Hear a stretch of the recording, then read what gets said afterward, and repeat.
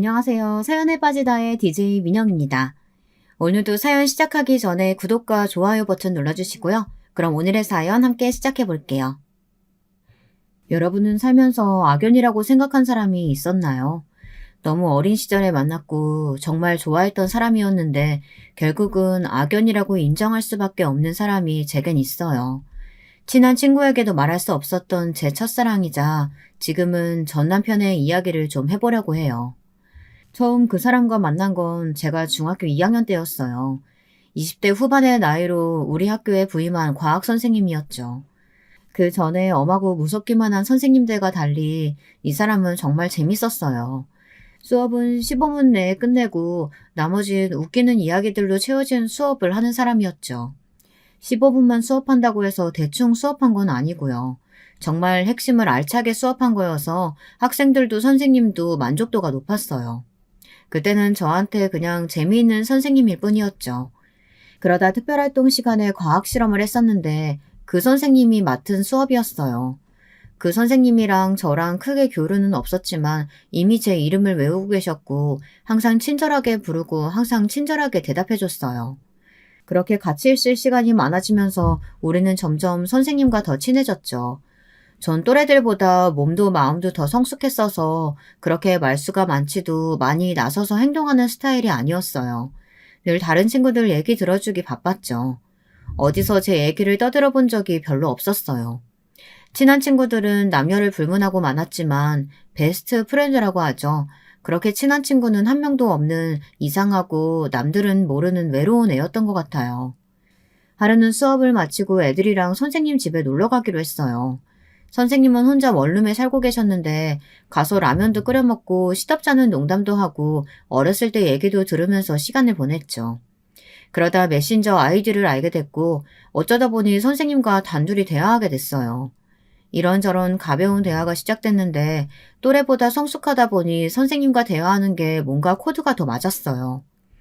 그러다 보니 이런저런 깊은 얘기들, 남들에게 하지 못하는 얘기들, 첫사랑 얘기들, 다채롭게 이야기를 하게 됐던 것 같아요. 그러다가 선생님의 헤어진 여자친구들 얘기도 듣게 됐어요. 거의 다 몇 년 동안 오래 잘 만나다가 선생님을 버리고 갈아탄 여자들 얘기였던 걸로 기억해요. 참 많이 좋아했고 그 여자를 위해서 많은 노력을 했었는데 이렇게 돼서 마음이 아프다는 말을 했었죠. 그게 참 마음이 쓰이더라고요. 그 이후로 알 수 없는 감정들이 생기기 시작했어요. 내가 여자친구라면 선생님 같은 좋은 사람 절대 놓치지 않을 텐데. 내가 여자친구였으면 좋겠다. 이런 생각들이었죠. 제가 고등학교에 진학하게 되면서 자주 만날 수는 없었지만 자주 채팅하고 안부를 전하곤 했어요. 자주 채팅을 하게 되면 될수록 깊은 대화들을 하니까 그 사람의 많은 부분을 알게 되었죠. 그 사람의 식성, 좋아하는 이성의 취향, 좋아하는 여배우, 좋아하는 노래, 영화 등등. 그 사람이 좋아하는 모든 것을 나도 좋아하게 되더라고요. 언젠가 읽은 적이 있는 글이었는데요. 한 여자를 만난다는 것은 하나의 새로운 우주가 나에게로 오는 것과 같다라는 내용이었는데 딱 그거랑 같은 기분이었어요. 선생님이랑 자주 연락하고 졸업하고 나서도 친구들이랑 선생님 집에 놀러 갔어요. 우리 전용 아지트처럼 별게 없어도 거기서는 맘껏 웃을 수 있었어요. 선생님은 너희들이야 많이 놀러왔지 요즘 맡고 있는 애들은 전혀 놀러 오려고 하지 않는다고 하시더라고요. 저는 차라리 마음이 놓였어요. 나처럼 선생님을 좋아하는 애들이 더 생길까봐 너무 걱정이 됐거든요. 나처럼 선생님이랑 채팅하고 깊은 대화를 하는 사람은 없었으면 좋겠다. 나랑만 이렇게 대화하고 나만 선생님의 많은 걸 알았으면 좋겠다 생각했어요. 고등학교 2학년이 되니까 집에서는 공부에 대한 압박이 많아졌어요. 그 당시에 공부를 좀 잘했었기 때문에 부모님이 저한테 거는 기대가 컸어요. 동생들은 아직 철이 덜 든 장난꾸러기들이어서 뭘 하든 크게 꾸중하지 않으셨지만 장녀인 제가 조금만 장난을 치거나 놀려고 하면 너는 그러면 안 돼라고 늘 말씀하셨죠. 제가 동생들에게 모범이 되기를 바라셨던 것 같은데 그로 인해서 저는 항상 외롭고 감정에 솔직하지 못한 사람이 됐어요. 외롭고 힘들 때 선생님이 알려준 좋은 노래들을 들었어요. 여자친구랑 헤어지고 들었던 노래들, 아름다운 옛날 노래들. 힘든 시간을 그렇게 보내고 그래도 힘든 게 좋아지지 않으면 선생님이랑 전화통화를 하거나 채팅을 했어요. 시간이 가면 갈수록 선생님과 학교 다녔던 추억들이 생각나서 그리운 마음이 더 커졌죠. 방학 되면 집에 놀러 오라는 그 말에 방학이 되기만을 기다렸어요.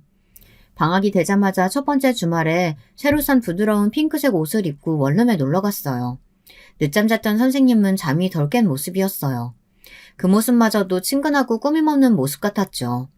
선생님이 씻고 나올 동안 새로 나온 애니메이션을 보면서 기다렸어요. 같이 밥도 먹고 노래도 듣고 일상을 공유했죠.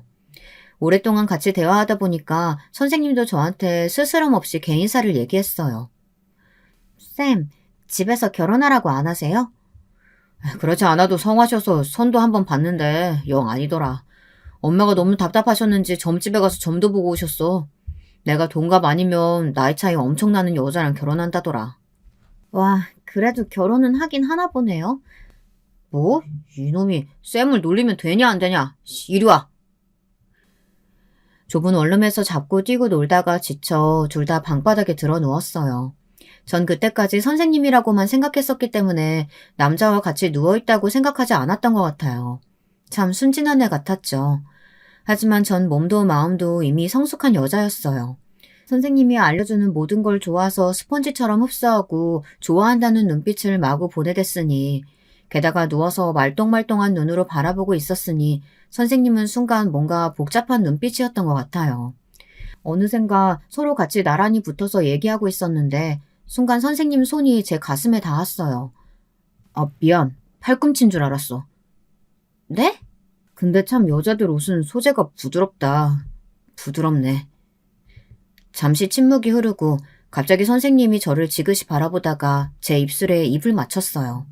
순간 저는 너무 당황해서 아무 말도 못하다가 TV에서 보면 키스할 때 눈을 감던데 나도 눈을 감아야 하나 하다가 그냥 눈을 감았어요. 그러자 선생님은 더 과격하게 키스하기 시작했어요. 제 몸 여러 곳을 어루만지고 계속 스킨십을 이어갔죠. 저는 처음 겪는 일이라 정신이 하나도 없었어요. 어쩌다가 이렇게 된 건지 어떤 상황인지 정신이 없었죠. 나만 좋아한 게 아니었나? 선생님이 나를 좋아하다니. 나랑 이런 관계가 될 수 있다니. 이런 생각들 뿐이었던 것 같아요. 몇 시간째 서로 이리저리 뒹굴다가 더는 안 되겠다. 더 이러면 나 못 멈출 것 같아. 그러고는 저를 꼭 안아줬어요.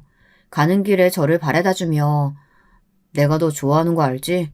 조심해서 들어가고 또 연락해. 저는 공부에 전혀 집중이 되지 않았어요. 집에 가서 책상에 앉아서도 자려고 자리에 누워서도 온통 그날 있었던 생각들 뿐이었죠. 일주일 후에 다시 찾아갔을 때 선생님은 저랑 거리를 두려고 했어요. 더 가까이 하면 안 될 것 같다고 해서 그러려고 했는데 도리어 참을 수 없어 하는 건 선생님이었어요. 같이 있다 보니까 너무 괴로웠는지 제 가슴에 얼굴을 묻고 내가 얼마나 보고 싶었는지 아냐고 하더라고요. 저는 말 대신 꼭 안아주고 등을 토닥여줬어요. 말 안 해도 뭐가 괴로운지 알 것 같았거든요. 미성년자인 제자랑 사랑에 빠진다는 건 사회 통념상 있어서는 안 될 일이었으니까요. 그때 선생님도 많이 외로웠던 때였으니까요. 온 마음과 정성을 다해서 몇 년 동안 서로 사랑했어도 떠나버리는 여자들밖에 없었는데 오직 내가 세상의 전부인 양 나만 초롱초롱한 눈으로 바라봐주는 어린 여자가 생긴 거였으니까요. 자기 자신과 계속 싸우던 선생님은 결국 저한테 또 키스를 퍼붓기 시작했어요. 제 몸을 어루만지고 사랑의 말을 속삭였죠. 저는 그런 행위들에 흠뻑 취해서 계속 사랑받고만 싶었어요. 지금 우리가 어떤 상황에 처해 있는지 뭘 하고 있는 건지 정확히 판단이 되질 않았어요. 선생님은 이러다가 큰일 나겠다 싶었는지 고3 수능 칠 때까지는 다시 원룸에 오지 말고 전화통화만 하다 수능 치고 보자고 약속을 했죠. 꼭 수능 잘 치라고 응원해주며 치고 오면 네가 원하는 선물도 사주겠다고 말이죠. 그렇게 헤어지고 나서도 공부에 집중이 잘 되진 않았어요. 그때 일만 생각하면 하루에도 몇 번씩 정신이 아득해지는 기분이었죠. 그 사람이 피는 담배 냄새가 내 몸에도 밴 것처럼 담배 피는 사람들이 보이면 무의식적으로 그 담배 냄새일까 싶어 지나가다 냄새를 맡곤 했어요. 꼭 맑은 피부 위에 화상 자국이 난 것처럼 그 자국만 보이는 것 같았어요. 그렇게 다시 만날 날만 기다리며 공부했던 것 같아요. 수능을 쳤는데 다행히 원하는 대학에 갈 성적이 나온 것 같았어요.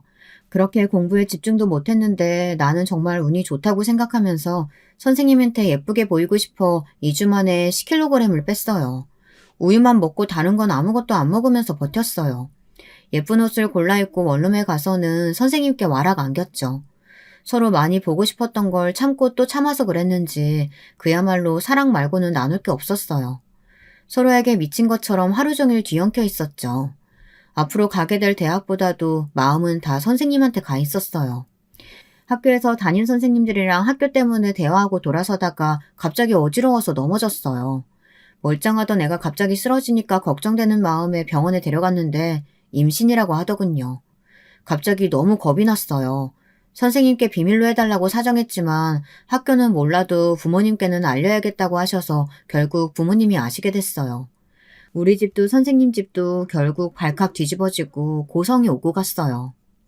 학교 선생님이라면서 애한테 무슨 짓을 한 거냐. 다 큰 앤데 작정하고 원룸에 찾아온 거 아니냐. 몸으로 들이댄 것 같은데 우리 아들도 피해자다. 이런 충격적인 말들이 오고 갔죠. 서로가 상처 입히는 말만 하는 통에 저는 울기만 했어요. 엄마 아빠한테도 너무 미안하고 제가 한 행동들이 부모님을 상처 입힐 거라는 생각은 못한 거죠. 기왕 이렇게 된 거 좋게 해결합시다. 사람 좋아하는데 이유 있나요? 옛날 같으면 결혼하고 애도 낳을 나이 맞잖아요. 식은 조용히 치르는 걸로 합시다. 극적인 타협이 이루어졌지만 갑자기 일어난 모든 일들은 저한테 그냥 혼란 그 자체였어요. 어쨌든 고등학교 졸업과 동시에 결혼을 하게 됐어요. 식은 조용하게 가족들끼리 치러졌어요. 친구들도 초대하고 모두의 축하받는 결혼을 하고 싶었는데 이렇게 결혼을 하게 된다는 게 조금 서글프게 느껴졌네요. 그래도 좋아하는 남편이 있으니까 다 괜찮다고 생각했어요. 근데 그걸 잊고 있었더라고요. 제 친구들이 결국은 다 선생님 제자라는 거죠. 시댁에서 선생님은 제 고등학교도 아닌 중학교 선생님이었기에 사실이 알려지면 선생님의 평판에 큰 금이 갈 거라는 거였어요. 결국 저는 도둑 결혼을 하고 동창들과도 인연을 끊어야 했습니다. 한 10년쯤 지나고 나면 친구들한테 이야기할 수 있을까? 자초지종을 다 설명해야 하는데 그때는 다들 이해해 줄까? 생각이 복잡해지기만 하더군요. 가끔 누구누구랑 사귄다더라, 누구누구가 결혼했다더라, 누구가 다쳤다더라, 이런 소식들을 남편을 통해 들을 뿐이었어요. 가끔 생각해요. 결혼을 그렇게 다른 주변 사람들에게 숨기면서 하는 게 아니었는데 하고요. 도두 결혼이라고 하잖아요. 길 가다가도 동창들 만날까봐 배를 가리고 늘 모자에 마스크를 쓰고 다녔어요. 뭔가 숨기는 사람처럼 떳떳하지 못한 행동을 한 게 확실한 것처럼 과거의 저와 지금의 저는 아예 다른 사람인 것처럼 그렇게요. 밖에 나갈 때마다 그렇게 주위를 살펴보다 보니 주변 사람들이 그냥 대화하는 얘기에도 내 얘기를 하나, 내가 아는 사람인가 하고 계속 눈치를 보게 되더라고요. 물건 하나 사는 것도 마트에 가는 것도 어느 하나 마음이 편할 수가 없었어요. 그렇다 보니 자연스럽게 집안에 계속 있기만 했죠. 그래도 어떻게든 대학 문턱은 밟고 싶었는데 조산기가 있다고 집에 가만히 누워있기만 해야 한다고 해서 입학도 하지 못했어요. 임신이 아니라 몸에 병균이라도 들어간 사람처럼 내 몸이 내 몸이 아니었던 것 같아요. 선생님도 걱정하고 옆에 있어줬지만 점점 지쳐가는 게 눈에 다 보일 정도였죠. 학교에서 애들 가르치고 선생님들이랑 인간관계에 지치고 피곤한데 집에서라도 자기를 힐링시켜줄 사람이 필요했었던 것 같아요. 근데 집에도 자기만 바라보는 힘들고 우울한 임산부가 있다는 게 결국 마음에 짐이 됐는지 집에도 늦게 들어오고 제가 아무 말 하지 않아도 제발 아는 척 안 해줬으면 하는 얼굴이 가득했어요. 서로 대화가 잘 돼서 좋았는데 도리어 결혼 후부터 대화가 많이 줄어들었던 것 같아요. 그때부터 우울증이 생겼던 것 같아요. 너무 대화할 사람이 없던 차에 학교 다닐 때부터 대화하던 친구가 생각났어요. 이 친구랑은 이상한 게 중학교 다닐 때는 대화 한 번 제대로 한 적 없다가 고등학교 진학하고 나서 한 번씩 연락을 하곤 했었거든요. 대화도 잘 되고 그래서 친해졌어요. 을남매를 맺자고 할 만큼이었죠. 사실은 같은 나이라 남매도 아니었지만 그냥 누나 동생 하면서 지내기로 했어요. 그래도 그 친구랑 시시콜콜한 이야기를 하면서 동창들 얘기도 전해 들으면서 웃고 놀았던 것 같아요. 이런 게 내 나이대에 맞는 사람과의 대화구나. 별거 아니더라도 그냥 편하고 그냥 웃기고 재밌네. 하는 걸 알게 됐죠. 이 친구는 제가 뭔가 예전 같지 않고 집에만 숨어 산다는 걸 대충 눈치채고 어떻게든 제가 부정적인 생각을 더 하지 않게끔 웃겨줬어요. 그나마 이 친구가 있어서 잠시나마 웃고 움직일 수가 있었네요. 한 번씩 시어머니랑 시누이가 집에 왔었었는데 그건 참 고문이 아닐 수 없더라고요. 왜 시월드라고 하는지 알 것 같았어요. 이리저리 참견하고 출산 준비는 하고 있는지 다 체크했고 제가 평소에 잘 먹지 못하는 음식들도 먹어야 한다고 억지로 먹이곤 하셨어요. 아기를 위해서라며 계속 먹이시는 바람에 신경을 좀 썼더니 구토가 나오고 얼굴에 두드러기가 올라왔어요. 아이 때문에 약도 먹지 못하는 상황이라 너무 당황했는데 얘기를 들은 남편이 너도 참 유별나다 정말 이렇게 얘기하더라고요. 세상에 누가 보면 부모가 정략 결혼시켜서 결혼한 건 줄 알겠더라고요. 애가 없었으면 이 남자랑 결혼하긴 했을까 이런 생각이 들었어요. 내가 너무 섣불렀구나. 준비 없이 한 결혼이다 보니까 무슨 일이 있어도 부모님께도 말 못하고 친구들과도 인연도 거의 다 끊었고 한 명 남은 친구만 바라보고 모든 걸 다 털어놓고 사는 것도 바보 같은 짓이라는 생각이 들더라고요. 과거에 나를 가슴치며 후회해도 소용이 없었죠. 선생님과 사랑을 나눴던 그 원룸에 찾아가 수백 번 불을 지르고 집을 망가뜨리고 문을 걸어 잠그는 상상을 했어요. 아이도 결국 알아차렸나 봐요. 엄마가 아직 준비가 되지 않았다는 걸. 결국 8개월 후반이 되어 아이의 심장이 더 뛰지 않는다는 소리를 들었어요. 충격이 너무 커서 아무 말도 못했죠. 결국 수술해서 죽은 아이를 꺼냈어요. 제 몸에서는 아이를 먹일 모유가 나오기 시작했어요. 아이에게도 미안하고 저 자신한테도 미안했어요. 아이는 다시 가지면 되니까 어두워지지 말자. 근데 아이를 더 가지고 싶지 않아. 내가 왜 아이를 가져야 하는지 모르겠더군요. 사랑이 식은 남자와 굳이 아이를 가져야 하나. 내가 전적으로 믿고 좋아했던 남자가 내 인생을 다 걸고 만나던 그 남자가 사실은 그저 변해버리기 딱 좋은 정말 아무것도 아니란 것이 더 힘들고 눈물 났어요. 이렇게 제 삶을 그냥 놔버릴 수는 없었어요. 어두워지고 저를 더 아프게 하고 싶진 않았죠. 몸에서 모유가 나왔던 흔적을 처리할 때 남편의 눈빛은 염려, 걱정의 눈빛이 아니었어요. 그 눈빛은 아직도 잊을 수가 없는데 그저 바보 같은 인간, 실패한 사람을 보는 듯한 경멸의 눈빛이었죠. 그냥 제자가 그런 일을 겪었어도 그렇게는 안 할 텐데 위로의 말이나 걱정하는 말 한마디 없이 문자로 오늘 늦어가 다였습니다. 이대로는 저 자신이 사라져버릴 것 같고 우울감에 제 정신이 먹혀버릴 것 같아서 몸조리가 끝나고 난 후 다시 운동을 시작했어요. 몸이 다시 슬림해지고 건강해지는 것 같아 기분이 좋았어요. 나한테 크게 관심도 없던 남편이 내 몸이 회복되니까 세상에 다시 잠자리를 원하기 시작했어요. 가장 힘들 때는 모른 척하다가 제가 다시 예뻐 보였나 봐요. 몸조리가 끝나고 난 후 다시 운동을 시작했어요. 몸도 다시 슬림해지고 건강해지는 것 같아 기분이 좋았습니다. 나한테 크게 관심도 없던 남편이 내 몸이 회복되니까 다시 잠자리를 원하기 시작했어요.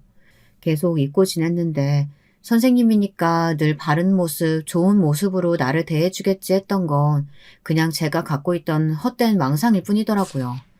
그냥 유머러스하고 아는 거 많은 성욕이 왕성한 남자. 그게 남편의 정이었어요.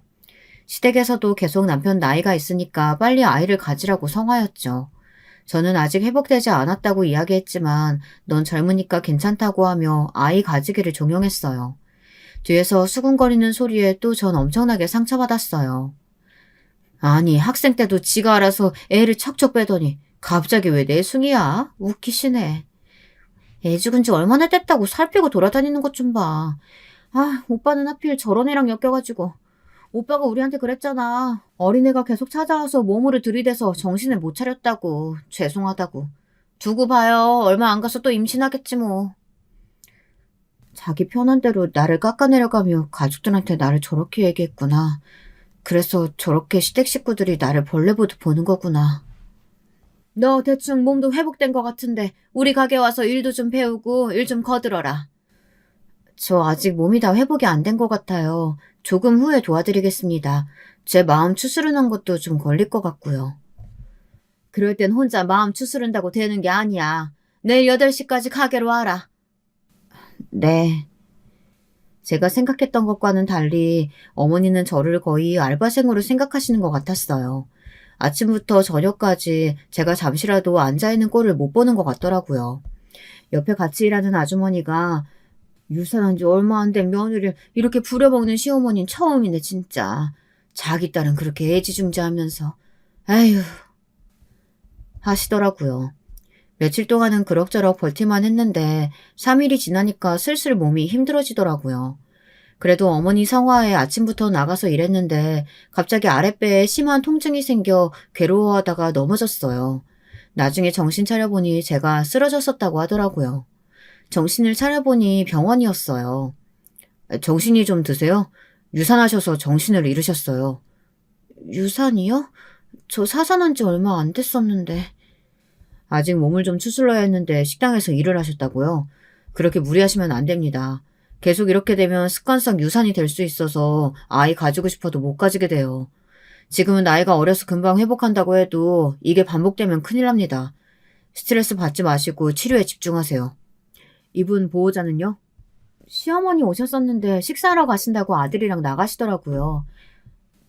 혹시 지금 퇴원 가능한가요? 아니요, 조금 있다가 한 이틀 정도 회복하고 가세요. 저는 바로 병원으로 엄마를 불렀어요. 엄마, 여기 현대병원인데 좀 와주세요. 황급히 달려온 엄마는 제 상태를 보고 계속 우셨어요. 밥 먹고 온 남편에게 뭐라고 하셨죠. 자네는 애가 사산한 지 얼마 되지도 않았는데 또 임신을 시키다니.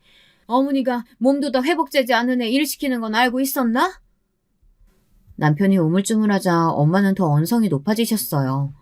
학교 다닐 땐 자네 제자였지만 지금은 자네 배우자인데 배우자로 생각은 하는 거야? 존중해주고 아껴줘야 하는 배우자. 자네 마음대로 함부로 해도 되는 그런 사람이 아니라는 거네. 그건 자네 어머니도 마찬가지고. 몸 추스릴 동안 집에 데리고 있을 테니까 자네는 이만 가게. 남편은 아무 말도 못하고 집으로 갔어요. 병원에서 몸이 좀 회복하고 나서 몸에 삽입하는 피임 장치를 넣었어요. 더 이상은 제 몸이 망가지게 하고 싶지 않았어요. 당장 이혼을 할까 생각했어요. 어차피 주변에 제 결혼에 대해 아는 사람도 없고 잘못된 인생을 다시 새롭게 시작하고 싶었죠. 조용히 제 인생 계획을 다시 세우기 시작했어요. 내가 뭘 할 수 있는지 계속 생각했죠. 글도 써보고 그림 그리기도 시작했어요. 엄마도 지원해주겠다고 하셔서 우선 디지털 대학에 다니기로 하고 카페 알바도 시작했어요. 이제야 제가 어디 고여있는 게 아니라 흘러가고 움직이고 살아있다는 느낌이 들더라고요. 우선은 제 결혼 생활을 잘 마무리해보려고 남편 집으로 다시 돌아왔어요. 몸을 핑계로 각방을 썼죠. 남편한테 컴퓨터로 PPT 만드는 거나 엑셀을 쓰다가 모르는 게 있어서 물어봤는데 네가 그런 걸 알 필요가 있냐고 귀찮아 하더라고요. 애나 잘 가지고 집안 살림이나 잘하라고 하는데 어이가 없었어요. 당장 몸 상태 때문에 애 가질 생각이 없다고 했더니 자기 나이도 있는데 네가 애 안 가지면 이 집에 뭐하러 있을 거냐고 하더라고요. 나이 차이가 12살이 나긴 했지만 제가 순간 내가 영감이랑 살고 있나 하는 생각이 들더라고요. 좀 아껴 쓰라면서 생활비를 조금밖에 안 주더라고요. 한 달에 50만 원으로 집안 살림을 하라는 남편에게 지금이 1970년대인 줄 아냐고 했더니 어차피 많이 줘도 제대로 관리도 못할 거라고 하더군요. 잘 관리하면 특별 보너스를 주겠다고 하는데 어이가 없었습니다. 아, 이 사람은 엄마 말대로 나를 학생 때랑 똑같이 대하고 가르치려고 하는 거구나. 나를 성숙한 인격체로 대하고 있지 않구나. 하는 걸 뼈저리게 느꼈어요. 제가 다른 방에서 자는 줄 알고 거실에서 자기 친구한테 하소연을 하더라고요. 아, 순수한 맛에 좀 만났고 오랜만에 나한테 올인해주는 여자 만나니까 내가 정신이 좀 나갔었나 봐. 세상 그렇게 예쁜 애가 없었거든. 근데 한 번 피임 안 한 걸 갖고 바로 애를 가져가지고 바로 책임지게 생겼잖아. 세상 물정 하나도 모르는 애라 정말 미치겠다. 가만히 집에서 인형처럼 기다리다가 잠자리 상대나 해주면 좋겠는데 뭘 자꾸 하려고 요즘은 이것저것 물어본다니까. 피곤해 죽겠는데. 진짜 미치겠다. 너는 결혼 신중하게 해라. 그리고 어떻게 될지 몰라서 나 아직 혼인신고서도 안 냈어. 잘하지 않았냐? 전 아직 혼인신고서도 안 내고 살고 있는지는 꿈에도 몰랐습니다. 나는 뭐 때문에 이 남자한테 그렇게 빠져들고 좋아했었는지 정말 제가 제 발등을 찍었더라고요. 남들을 원망해보고 싶었는데 다 제 잘못밖에 없었습니다. 내 인생을 이렇게 망가뜨렸는데 내가 제대로 복수해줘야겠다는 생각만 들더라고요. 저를 학대하고 괴롭히는 모든 증거 정황을 모아야겠다고 생각했어요. 사랑하는 사이에서 천천지 원수로 돌아서는데 정말 얼마 걸리지 않더라고요. 영원한 사랑을 약속하고 서로를 바라보던 게 몇 개월 전이라는 게 정말 믿어지지 않았어요. 참 사랑하다는 감정도 불같이 타오르던 사랑도 정말 한때구나 하는 생각에 서글퍼지더라고요. 그래서 각종 자료 수집에 달인이 되어 있었어요. 최근에는 거의 저를 소 닭보듯 하더군요. 제 앞에서 전화도 따로 받으러 나가고 뭔가 계속 수상했어요. 전화 받을 때는 일부러 친구 이름을 부르는 것 같더라고요. 남편이 잘 때 몰래 본 핸드폰에는 친구 정석이라고 저장된 번호로 전화하고 카톡을 보낸 것만 있더라고요. 내가 괜히 의심했구나 하다가 혹시나 해서 내 폰으로 전화를 걸어보니 여자가 받더라고요. 남편 노트북을 살펴봤는데 예전에 사귀었던 전 여친들과의 사진을 따로 모아놓은 폴더가 있더라고요. 같이 모텔 가고 애정행각을 했던 사진들이 한가득이었어요. 오래 사귀었으니까 그럴 수 있지 생각했는데 그 꼴들을 보고 있자니 정말 기분이 안 좋더라고요. 옛날에 찍은 사진이겠거니 했는데 최근 사진들도 있었어요. 저한테 세미나가 있다고 급하게 짐 싸서 가야 한다고 했던 날도 이 여자랑 같이 밤을 보냈더군요. 전 냉정해지려고 애썼어요. 나는 지금 증거들을 모으고 있다. 그렇게만 생각하려고 했어요. 제가 탐정이 된 것처럼요. 그런데 세상에 남편 인스타그램에 들어가니까 학교 선생님들과 같이 찍은 사진에 그 여자가 있더라고요. 설마 했는데 그 여자 인스타그램을 타고 들어가 봤더니 그 여자도 가정이 있더라고요. 정말 평화롭게 행복해 보이는 모습들만 가득 있었어요. 얘 여자랑 같은 학교를 다니며 바람을 핀다. 교사라는 사람들이 각자 가정도 있으면서 말이죠. 같은 학교 다니면서 둘 다 기혼자인데 바람을 피고 있었네요. 어쩐지 더 이상 저한테 잠자리 하려고 하지 않던 이유가 이거였었나 봐요. 알고 보니 더 씁쓸했어요. 저는 진짜 잠자리 상대였네요. 그래도 저는 정말 사랑해서 결혼했을 거라고 생각했는데 이 남자는 정말 제 무방비한 몽뚱이에 관심을 가지고 있었던 거였었네요. 시어머니는 가게로 불러서 또 저를 부려먹으려고 하더라고요. 제가 아직 몸이 안 좋아서 힘들다고 아르바이트생을 구하셨으면 좋겠다고 전화를 끊었더니 그때부터 틈만 나면 뭐하고 있냐, 지금 어디냐, 몸 상태는 어떠냐, 심지어는 시누이가 애를 키워야 하는데 지금 또 임신해서 애를 보기 어려우니 애는 네가 봐라 등 끝도 없이 저를 괴롭혀댔어요. 죄송하다고 하고 아르바이트 하고 있어서 애 보기 힘들다고 했더니 저를 더 괴롭히더군요. 남편한테 생활비 다 받아 살면서 아무것도 할 줄 모르는 애가 무슨 돈을 버냐고 뭐라고 하는데 참 서럽더라고요. 그래서 시어머니한테 저 한 달에 생활비 50만 원 받고 산다고 이야기했더니 아무 말이 없더라고요. 자기도 이건 좀 심한데 하고 생각한 거겠죠. 어이가 없었어요. 제가 이렇게 소리 없는 전쟁을 치르고 있는 중에 남편의 형이 부잣집 여자랑 결혼을 한다는 소식이 들려왔어요. 남편의 형은 사람이 말수도 적고 점잖았었는데 자기 맡은 바 열심히 그리고 조용히 자기 일을 열심히 하는 사람이었어요. 재미는 좀 없어도 늘 바른 생활이 몸에 밴 분이시더라고요. 남편보다 5살 더 나이가 많다 보니 저보다는 훨씬 나이가 많으셨는데 그래도 항상 저를 우대해 주시고 말도 따뜻하게 잘해 주셨어요. 공무원이라고 들었는데 어쩌다 부잣집 딸이랑 선을 봐 이번에 결혼하게 됐다고 하더라고요. 시어머니는 형님 앞에서는 흠잡히지 않으려고 지적이고 인자한 모습만 보이려고 엄청나게 애를 쓰더라고요. 근데 손바닥으로 하늘을 가릴 수 없잖아요. 저를 대하는 시어머니의 모습을 보고 이미 어떤 사람인지 다 파악을 한 눈치였어요. 착한 시어머니인 척 아무리 가식적인 모습들을 보여도 틈만 나면 쟤는 대학교도 안 나와서 아는 게 없다. 나이도 젊은데 저렇게 약해 빠져서는. 아무리 가식적인 모습 보이고 형님한테 힘든 일 절대 안 시키려고 해도 진실된 사람이 아니라고 생각이 들면 가까이 대하기 싫은 게 사람 마음이잖아요. 형님은 3시간도 시댁에서 머물기 싫어하더라고요. 결국 시어머니는 설거지도 다 저보고 하라고 해서 아무 말 없이 하고 있었는데요. 형님이 와서 저한테 말을 거시더라고요. 어린 아이에 갑자기 시집 왔다고 들었는데 이렇게 고생만 해서 어떡해요? 힘든 일 있으면 얼마든지 나한테 얘기해요. 우리 친하게 지내요. 그렇게 연락처를 주고받았어요. 형님은 좋은 뮤지컬이나 연극 티켓이 생기면 저한테 보내주거나 같이 가자고 연락이 오셨어요. 물론 시어머니한텐 비밀이었죠. 살면서 오랜만에 만나보는 어른이었어요. 고상하고 지적이고 마음에 덕이 있는 분이었죠. 저도 모르게 속마음을 말하고 말았는데요. 형님 같은 분이 제 시어머니셨으면 정말 소원이 없겠어요. 업고 다녔을 것 같은데요. 지나가는 그 말 하나도 그냥 듣지 않고 저를 토닥토닥 해주시더라고요. 집안 행사가 있을 때마다 설거지는 늘 제 몫이었어요. 끊임없이 이어지는 설거지에 형님도 도와주시러 오시면 시어머니는 억지로 또 형님을 끌고 가셨죠. 아무 말 없이 다 하고 남편을 쳐다봤는데 시댁 식구들 무리에 같이 섞여서 웃고 있으면서 힘든 표정으로 서 있는 저랑 눈이 마주쳤는데 그냥 외면하더라고요. 저런 놈을 믿고 의지하고 살 생각을 했다니. 시어머니는 형님 임신시키기에 돌입하신 것 같더라고요.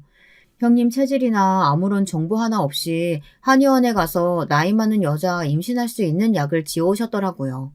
형님은 한약을 잘 못 먹는다고 해도 막무가내로 먹어보라고 꼭 챙겨 먹으라고 하더라고요. 형님이 저보고 동서도 같이 먹으면 좋겠다고 이야기하길래 형님 저는 쟤는 사산하고 얼마 안 돼서 또 임신했었다가 유산했다. 젊어서 그런지 임신은 잘 되니까 걱정 안 해도 돼.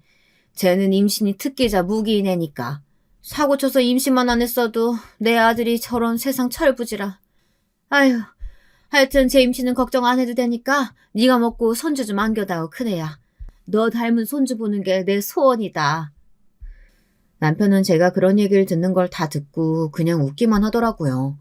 12살 어린 제자를 그냥 임신부터 시킨 건 선생이란 직업을 가진 대개 아드님이라고 하고 싶었지만 간신히 참았어요. 남편은 이제 정말 내 사람이 아니구나. 내가 무슨 말을 듣고 무슨 일을 겪어도 그저 남일처럼 보기만 하는구나. 마음이 다 떠났어. 돌아서서 조용히 설거지만 했습니다. 이제 남편 외도 증거도 다 모았으니까 다 복수해야겠다고 마음먹었어요. 남편한테 말하지 않고 조용히 다들 TV 보며 웃고 떠들 때 조용히 시댁에서 나왔어요. 근처 커피 맛집이 있었는데 거기서 비싸고 맛있는 커피를 시켜 마셨어요. 기분이 좋아져서 맨날 올라오는 글만 읽었었는데 용기 내서 글을 써서 올렸습니다. 제목은 절망에서 벗어나 마시는 달콤한 커피 한 잔이라는 제목으로요. 오랜만에 마신 커피가 그렇게 달콤할 수가 없더라고요. 다음날 알바 가려는데 시엄마랑 시누이가 갑자기 집에 쳐들어왔어요. 나이만 어린 줄 알았더니 버르장머리까지 없는 줄 몰랐네. 어디 그런 싸구려 짓거리 하는 거야? 대체 그게 무슨 말씀이세요? 중요한 일 않으면 나중에 해요. 저 읽어야 돼요. 네 형님 준 보약이 아무리 탐났어도 아무 말 없이 약 가지고 도망간 건 좀 심한 거 아니야? 손버릇까지 안 좋은 건 몰랐는데 너도 참 어이가 없어. 그래서 왔다. 그런 적 없어요. 다들 잘 지내고 재밌어 보이시는데 산통 깨기 싫어서 조용히 혼자 나왔어요. 그리고 전 지금 임신 생각 없어서 피임 중입니다. 그 약 먹을 이유가 없어요. 갑자기 시어머니가 제 뺨을 쫙 하고 때리더라고요. 하지도 않은 일로 맞기까지 하니 더 화가 났어요. 이게 어디서 나를 속이려 들여? 뭐? 꼴에 피임? 큰애 먹으라고 보약 지어놓은 걸 먹고 양심 찔리니까 몰라 내뺀 거 아니야? 도둑년, 나가 뒤져. 감히 네가 그걸 먹어? 너 미쳤구나. 어디서 내 딸한테 손을 대? 엄마도 똑같이 시어머니 뺨을 올려 붙였어요. 시어머니는 넘어지면서 허리까지 다치신 것 같았어요. 너도 맞아보니까 아프지? 네가 먼저 때린 거야. 알겠어? 이런 거지 같은 집안이랑 엮일 필요 없으니까 가자. 이제 헤어지는 마당에 시어머니라고 부를 필요도 없겠죠. 아줌마, 내가 이날을 얼마나 기다렸는지 아줌마는 모를 거예요. 오늘 맞은 거 진단서까지 뗄 거니까요. 저 이제 가만히 있지 않을 거예요. 잘 준비해두세요. 두 손 싹싹 빌게 해줄 테니까. 짐을 챙겨 나오는데 속이 다 시원하더라고요. 나중에 확인해보니까 형님이 한약 한 입 먹고 너무 쓰고 속이 메스꺼워서 남편 시켜 몰래 버리셨대요. 시어머니는 그 많던 약들이 하나도 보이지 않으니까 지레 추측한 거였어요. 시어머니는 그 많던 약이 어디 갔냐 하는데 형님 내외 둘 다 우물쭈물 말을 못하고 있으니 너희 사실대로 말하라고 막내가 가정한 거 아니냐고 해서 절대 아니라고 했는데도 안 믿고 쳐들어온 거였어요. 반찬 주러 친정엄마가 왔다가 결국 그 광경을 보게 되신 거고요. 부모님한테 그동안 자초지종을 다 설명했어요. 엄마 아빠는 눈물 흘리시며 우리가 신경 못 써줘서 정말 미안하다고 하셨어요. 앞으로 어떻게 할 생각이냐고 하셔서 지인한테 변호사를 좀 소개받을 생각이라고 했어요. 비용 상관하지 말고 애 없는 게 천만다행이라며 바로 이혼 청구 소송을 하라고 하시는데 얼마 전에 뗐던 주민등록 등초본을 보여드렸더니 놀라시더라고요. 혼인신고가 안 되어 있어서 여전히 그냥 엄마 아빠 앞으로 등재되어 있더라고요. 이런 미친 것들이 진짜 미쳤구만! 아빠를 진정시키고 큰형님께 전화드렸어요. 형님, 도움이 필요하면 언제든 얘기하라고 하셨는데 저 지금 많이 힘들어서요. 유능한 변호사 그때 소개시켜 줄 수 있다고 하셨는데 부탁드려도 될까요? 잘 생각했어요. 내가 바로 연락처 보내줄게요. 소개받은 변호사는 대형 로펌에 소속된 엘리트 변호사였어요. 지금까지 참고 사느라 너무 고생했다고 하시더라고요. 거의 3개월 동안 자료 수집을 해둔 덕분에 바로 소송을 진행해도 될 것 같다고 하더라고요. 혼인, 빙자, 간음에 외도까지, 위자료까지 빠방하게 받아내겠다고 했어요. 교사라는 직업에 타격 많이 받겠네요. 잘 좀 하시지 정말. 너무 하셨네. 아휴. 남편은 그냥 자기 엄마한테 상황 전달받은 것 같더라고요. 엄마가 잘못하시고 화를 좀 내신 것 같은데 장모님이 엄마를 미신 건 좀 심하지 않아? 자기 딸이 잘못한 것도 없는데 뺨 맞고 있는 걸 본 엄마가 똑같이 뺨 때리신 거고 쓰러지신 건 당신 엄마가 쓰러지신 거예요. 그냥 화를 냈다고 생각하나 본데 저한테 손찌검 하셨고요. 전 얼굴에 멍까지 들었어요. 진단서 뗐으니 그런 줄 아세요. 진단서라니 무슨 소리야. 법적 절차 밟을 테니까 그렇게 아세요. 저를 기만하고 했던 모든 행위에 대해서 대가를 치르시게 될 겁니다. 학생 때 가르쳐준 은혜가 있어서 더 심하게 하진 않을 거예요. 본인이 했던 모든 행동들 꼭 반성하셨으면 좋겠습니다. 저는 같이 살 마음 없어서 짐 싸서 나왔습니다. 법원 외에 다른 곳에서는 보지 않았으면 좋겠네요. 그럼. 변호사에게는 남편이 바람핀 증거와 시어머니가 임신한 저를 정당한 대가 없이 자기 사업장에서 일하게 하고 노동의 대가를 지불하지 않고 학대해서 다시 유산하게 된 모든 정황과 진단서를 다 제출했어요. 통화했던 친구의 대화로 알게 된 혼인신고를 의도적으로 하지 않은 정황도 전달했고요. 재판에서 승소해서 위자료로 1억을 받았어요. 형님께 너무 고마워서 따로 연락을 드렸어요. 좋은 변호사 소개시켜 주셔서 너무 감사한데 상황이 이래서 죄송하다고요. 딱 봐도 애띤 얼굴에 늘 서름과 슬픔이 꾹꾹 참고 있는 얼굴이라 마음이 계속 써졌어요. 이제 동서 형님도 아니지만 그래도 친구 정도는 할 수 있지 않을까요? 나는 어렸을 때 친구도 골라 사귀라고 부모님께 계속 혼나는 바람에 친구도 별로 없어요. 우리 친구처럼 지내면 어때요? 친구가 별로 없을 거라고 전혀 생각도 못했어요. 저는 계속 친하게 지내고 싶은데 아주버님이 안 좋게 생각하실 것 같아서요. 저는 정말 좋아요. 우리 앞으로 언니 동생 하면서 사이좋게 지내요. 사회생활 하면서 사귄 친구라고 생각하면 되죠. 남편은 그 집에서 유일하게 제정신인 사람인 것 같아서 다행이에요. 제수씨 잘 위로해주라고 하더라고요. 그리고 지금 지내고 있는 집으로 내가 선물을 좀 보냈어요. 그동안 고생한 것들이 조금이라도 풀렸으면 하는 마음이니까 부담 가지지 말고요. 앞으로 사회생활하는데 어디 가서도 꿀리지 말고 자신감 있게 다니라는 뜻으로 옷이랑 가방, 신발 이런 것들 좀 챙겨 보냈어요. 내가 사놓고 못 입는 것들이나 사이즈 안 맞아서 다른 사람 주려던 것들이니까 부담 가지지 말고요. 신발 사이즈는 내가 알아서 거기 맞춰서 보냈는데 혹시 발에 안 맞으면 매장 가서 수선하거나 늘림하면 될 거예요. 정말 감사합니다. 저한테 항상 너무 잘해주셨어요. 앞으로도 자주 연락해도 되죠? 언니. 당연하지 그럼. 집에 갔더니 형님이 보내주신 건 정말 옷장이 새로 하나 더 필요할 만큼 많더라고요. 사계절 옷을 다 보내주셨는데 다 유명 브랜드 옷들이었어요. 하나같이 세련되고 제가 입으면 딱 어울릴 만한 옷들만 보내주셨더라고요. 명품 가방이랑 신발도 10개씩 보내주셨더라고요. 누가 보면 명품만 밝히는 된장년처럼 알 정도로 정말 원 없이 보내주셨습니다. 새로운 마음으로 새롭게 시작하라는 그 마음이 느껴지더라고요. 새로운 마음으로 새롭게 시작하라는 응원의 마음이 느껴지더라고요. 이 옷을 입은 나를 사람들이 참 귀하게 여겼지만 나부터 나를 더 예뻐하고 귀하게 여겨야겠다는 생각이 많이 들었어요. 열심히 살고 꼭 성공해서 형님께 꼭 보답해드려야겠다. 그래, 정말 열심히 살자. 공적인 자리에 갈 때는 꼭 형님이 준 옷들을 입고 갔어요. 늘 어딜 가도 옷 잘 입는다, 젊은데 되게 고급스럽게 보인다 이런 말을 들으니까 기분이 좋았어요. 출판사나 글 쓰는 업무 관련된 사람을 만나러 갈 때도 저렇게 입고 가면 함부로 대하지 않고 친절하게 잘 대해주시더군요. 이렇게 다른 사람들한테도 예쁨 받고 지내라고 형님이 챙겨주셨구나 하는 생각이 들었어요. 시어머니의 막창집에서 일하시던 이모님을 길 가다 만났는데 이뻐진 저를 보면서 정말 잘 됐다고 잘 살라고 당부해 주시면서 이런저런 소식을 알려주셨어요. 결국 시어머니는 다쳤을 때 터진 디스크가 수습이 안 돼서 허리 수술을 받았대요. 운영하던 막창집은 일하던 알바생이 사람을 너무 부려먹고 음식 다시 돌려쓰게 한다고 글을 올리는 바람에 소문이 나서 장사를 접었다고 하더라고요. 사람한테 잘못한 건 정말 어떻게든 다시 돌아오는 것 같아요. 더 재미있는 건 남편과 그 상간녀였어요. 운영하던 막창집은 어떤 알바생이 열받아서 판에 글을 올리는 바람에 소문나서 장사를 접었대요. 알바생한테 돈 주기 아까워서 저까지 써가며 그렇게 난리를 쳤는데 결국 이렇게 망하네요. 재판 가서 우리 사건에 관심을 가진 저한테 연락이 왔어요. 인터뷰를 하고 싶다고요. 저는 그냥 솔직하게 있었던 일들을 이야기했고 기자는 제 신분을 절대 노출되지 않도록 해주겠다고 약속해서 기사를 내도록 허락했어요. 그 기자님이 기사를 아주 맛깔나게 잘 쓰셨더라고요. 남편 얼굴과 상간녀 사진도 모자이크 처리돼 나가긴 했는데 학생들이 학교에서 찍힌 2명을 바로 알아본 바람에 난리가 났었대요.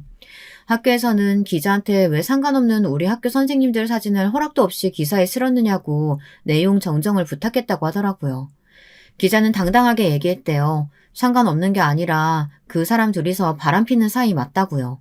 이미 확인 다 됐고 남자 선생님은 재판에서 져서 위자료까지 다 내셨다고요. 교장 선생님은 몇 차례 2사람이 맞냐고 확인까지 하고 카톡 주고받은 내용과 둘의 사적인 사진까지 보고 정말 놀라서 2사람을 잘랐다고 하더라고요. 제가 자주 채팅하던 을남이한테 듣기론 선생님은 애들 과외시켜주는 공부방을 운영한다고 들었어요. 몇 년 지났으니 이제 소문이 좀 가라앉을 거라고 생각했나 봐요. 교사 쪽은 아무래도 소문이 빠르고 폐쇄적인 집단이니까 학원도 가기 힘들었을 것 같더라고요. 소문이 좀 가라앉고 몇 년 후 선생님은 애들 과외시켜주는 공부방을 운영한다고 들었어요. 그렇게라도 자신의 과거를 반성하면서 남들한테 많이 베풀며 살아갔으면 하는 생각이 들었네요. 이제는 증오나 미움 따위는 남아있지 않아요. 어쨌든 그 사람도 고통을 받았을 테니까요. 아직 저를 원망한다고 하더라도 별로 신경 쓰이지 않더라고요. 어쨌든 우리는 이미 남이니까요. 전 여전히 글 쓰면서 아르바이트도 하고 이제 학교도 졸업해요. 글 쓰는 사이트에서 인기 작가가 됐고 유명 출판사에서 책을 내자고 해 오늘 계약을 하고 돌아왔어요. 초반에는 좀 쉽지 않은 경험들로 이루어진 삶이었지만 이제 중년이 되면 그동안의 경험들이 밑거름이 돼 더 일이 잘 풀리지 않을까 생각해요. 아직도 언니, 과거의 형님이죠. 언니랑도 자주 연락하면서 지내요. 여전히 언니는 저한테 가방도 옷도 자주 보내주고 있어요. 이쯤 되면 일부러 잘못 사는 건지 저 주려고 그냥 사는 건지 헷갈리지만 항상 만나면 반갑고 좋은 사람이에요. 그 선생님 덕분에 얻은 건 글 쓸 소재들과 이런 좋은 인연이네요. 요즘 연애도 하고 있어요. 그 이후 여러 남자도 만나고 연애도 했는데 재미있더라고요. 그렇게 깊게 연애는 하지 않았지만 새로운 사람과 만나는데 두려움을 갖지 않으려고 몇 달 만나다 헤어지고 새로운 사람을 또 만나곤 했어요. 아, 이런 게 사람과 사람이 서로 사랑하는 거고 연인과 사랑은 이렇게 하는 거구나. 이런 걸 깨달았어요. 덕분에 글도 다채롭게 잘 써지고 좋더라고요. 사실 요즘은 지금 계약하고 온 출판사 편집장이랑 만나고 있어요. 제 글을 보고 관심을 가졌다가 실제로 만나고 계속 호감을 드러내더라고요. 섣불리 연애 감정 가지지 않으려고 하는데 이 남자가 참 재밌고 편해요. 같이 있으면 마음이 저절로 스르르 풀리게 되더라고요. 여자 정말 많이 만났겠다 하니까 나도 그러려고 했는데 그러지 못해 아쉽다고 하더라고요. 제가 먼저 나도 그렇다고 아쉬운 사람끼리 그럼 한번 만나보자 하니까 너무 좋아하더라고요. 나는 한번 살다가 헤어졌는데 괜찮겠어요? 그건 이미 글 봐서 알고 있어요. 나도 오래 사귄 여자 있고 동거도 했었어요. 괜찮겠어요? 난 상관없어요. 그럼 우리 오늘부터 1일 할까요? 스스로 만남을 결정한 만큼 솔직해진 저는 당연하다는 듯이 고개를 끄덕였어요. 나 자신을 있는 그대로 봐주는 사람, 같이 있으면 티키타카도 잘 되고 좋은데 여행도 가고 일상도 같이 공유할 수 있어서 좋아요. 그리고 각자의 일을 열심히 하면서 또 사랑도 하니까 서로에게 더 매력을 느끼는 것 같고요. 상황에 따라 변해버릴 사람이 아니라 늘 소나무처럼 든든하게 나를 아껴줄 사람을 만나려고 해요. 리트머스 종이 같은 남자는 정말 이제 넌덜머리가 나더라고요. 그 선생님이 저한테 뼈에 사무치도록 확실히 알려준 게 있어요. 나 같은 사람은 만나지 말 것. 이제 비슷한 이름과 얼굴만 봐도 멀리할 것 같아요. 그동안 괴로웠던 만큼 이제는 스스로 제 인생에 책임지면서 재미있게 살아보려고 해요. 과거에 무슨 일이 있었던 간에 지금부터는 즐거운 일들만 가득할 거라고 믿고 다들 오늘 하루 보내셨으면 좋겠네요. 좋은 하루, 좋은 일들만 가득하세요. 여성 사연자분께서 보내주신 이번 사연은요, 유독 여러분께 편안한 울림을 주지 않을까 싶어지는 이야기입니다. 어떤 내용이 펼쳐질지 저와 함께 이번 사연을 바로 만나보실까요?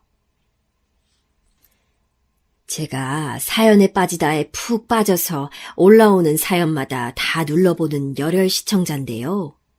올해 혼자서 사연을 보내볼까 말까 고민을 하다가 드디어 결단을 내리고선 제 사연을 소개해 주십사 하고 신청을 해보게 되었습니다. 제가 나이가 좀 많은 편이에요.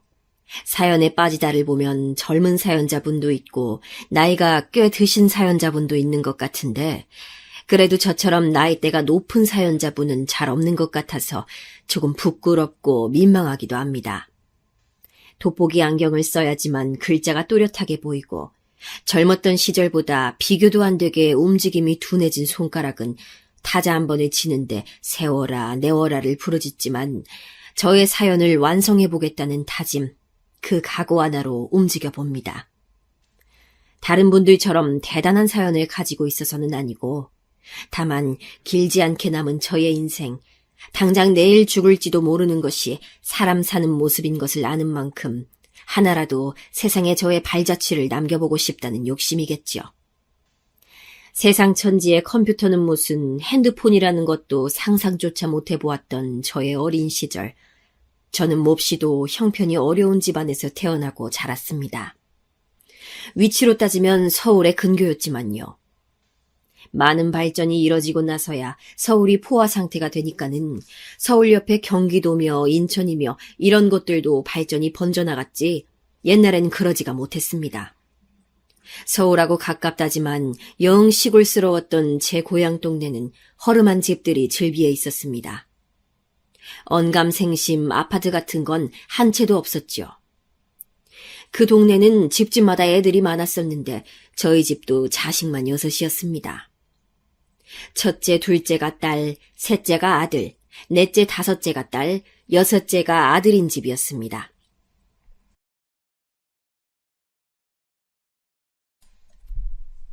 그러니까 셋째와 여섯째가 아들이고 나머지 4명은 딸인 것이었지요. 제가 바로 넷째였어요. 큰언니는 마치 또 한 명의 엄마 같았습니다. 동생들이 일사불란하게 움직이면서 좁은 집구석 안에서 사고를 치지 못하도록 감시하고 통제하는 총감독 역할이었죠. 큰언니의 충실한 조수로는 작은언니가 있었고요. 오빠는 부모님의 관심이라든지 애정을 많이 받는 귀한 아들이었기 때문에 늘 기세등등하고 기고만장하기 일쑤였으나 언니들의 성질머리가 원체 만만하지 않았기에 두 사람이 합심할 때면 오빠가 그 앞에선 힘을 못 쓰고 깨갱 꼬리를 말아야만 했습니다.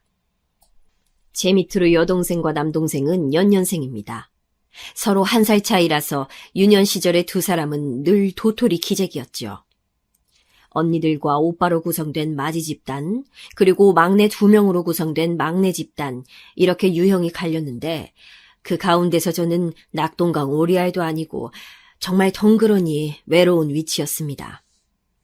동네의 집들도 대체로 애들이 많았기 때문에 다 비슷한 모양새로 살았습니다만 저희 집은 개 중에서도 조금 더 가난했었던 것 같아요. 당장에 먹고 살기에 급급하면 다른 모든 것들은 사치의 영역에 들어가 버립니다. 저희 6남매가 모두 균등하게 교육의 기회를 받기란 불가능이었어요. 큰언니부터가 일찍이 돈을 버는 것에 뛰어들었고 학교 가는 것을 유난히 좋아했고 공부에 관심이 많던 작은 언니 역시도 때가 되자 집안의 형편을 감안하여 더 학업을 잊지 않고 돈을 벌기 시작했습니다. 공부를 계속 이어갈 수 있는 특권이 처음 주어졌던 사람은 바로 집안의 셋째인 오빠였습니다. 첫째와 둘째가 공부를 저버리고 돈을 버니까 이제 셋째부터는 돈 버는 것 말고는 공부를 하나 보다. 저는 그렇게 생각했었어요. 하지만 그것은 착각이었어요. 부모님께서는 웬일로 저를 따로 찾으시면서 저에게 중요한 말씀을 전달해 주셨습니다. 이제 너도 돈을 벌어 와야지. 어차피 네가 나중에 대학에 들어갈 것도 아닌데.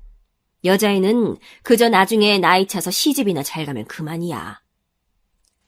제가 공부를 해서 학자가 되겠다는 것도 아니었건만 부모님께서는 제가 마치 그런 발언이라도 한 것 마냥 질색을 하시면서 제가 공부를 얼른 그만두고 돈 버는 것에 나가기를 원하셨습니다.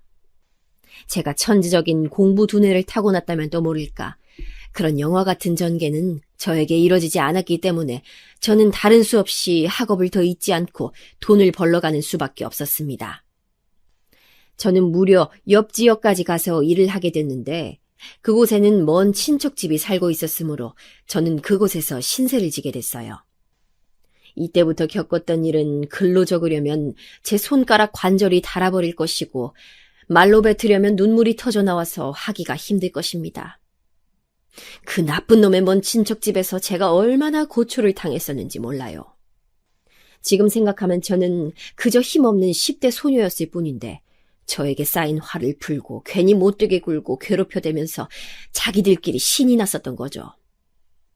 그곳에서 일을 다녔던 공장에서의 상황도 썩 좋지 못했기에 저는 이중고에 놓여 있었습니다. 그 집에서는 가사노동을 착취당하는 무급 하녀였으며 공장에서는 텃세와 이간질에 시달리며 어깨 한번 바르게 펼 수 없는 신세였습니다. 이대로라면 진짜 내가 죽을 수도 있겠구나. 이대로는 못 살아. 나는 집으로 돌아가야겠어. 하루는 친척들로부터 생명의 위협까지 느낀 제가 두려움에 떨게 되었고 집으로 몰래 도망갈 계책을 꾸렸습니다. 아예 작정을 했다가 기회를 봐서 차비를 챙겨다가 집으로 도망을 갔어요. 저는 심지어 제가 번 돈을 그 친척들에게 거의 뜯기고 있던 마당이었습니다. 도저히 견딜 수 없어서 힘들게 도망을 쳐서 저희 집으로까지 갔어요. 그런데 오랜만에 본 저를 가족들이 별로 안 반겨주더군요. 부모님께서는 제가 눈망울에 눈물을 크게 달고선 털어놓은 지난 이야기를 들으시며 한숨부터 푹푹 내쉬셨습니다. 너 그래가지고선 세상을 어떻게 살아가려고 하는 거야? 애가 왜 이렇게 유약하고 나약하냐 이 말이야. 그 말씀을 듣고 제가 눈물바람이던 것을 멈췄었네요. 제가 예상했던 반응이 아니어서 너무 당황스러웠고 어찌할 바를 몰랐습니다. 그러고 보니까 부모님뿐만 아니라 저의 형제들도 저를 대하는 게 미적지근하더라고요. 제 바로 아래 여동생은 저처럼 딸이지만 저와는 다르게 앞으로 계속 공부를 시켜야겠다는 그런 얘기를 듣고선 정신이 멍해졌습니다. 막내인 남동생은 말할 것도 없었고요. 네가 집에 돌아와서 뾰족한 수가 있었다면 모르겠는데 바로 일도 안 다니고 식량만 축내고 집에서 면적만 차지하고 누워있을 거라면 우린 너를 받아줄 수가 없다. 그래, 지금으로서는 음식 들어갈 입 하나 줄이는 게 우리한테는 더 나으니까. 네가 우리 상황을 이해해 주렴. 제가 없었을 때 편했었나 봐요. 사람이 하나 줄어드니까 좋았었나 봅니다. 큰언니는 일터에서 숙식을 해결하고 있었고 실상 남매들 중 4명과 부모님 이렇게 지냈던 것인데 그렇게 지내보니까 좋았나 봐요. 좁은 집구석에 사람이 꽉 차지 않는 게 편했으니까 저를 안 반겼겠죠. 동생들은 앞으로 공부를 시킬 것이니까 한 푼 두 푼이 아까운 상황이므로 제가 괜히 일을 쉰다거나 하면서 쓸데없이 시간 낭비를 하지 않았으면 좋겠다는 바람을 부모님께서는 보내오셨습니다. 너는 괜찮은 남자 있으면 시집을 가도 좋아. 시집을 일찍 가버리면 그것만큼 홀가분한 게 또 있겠니?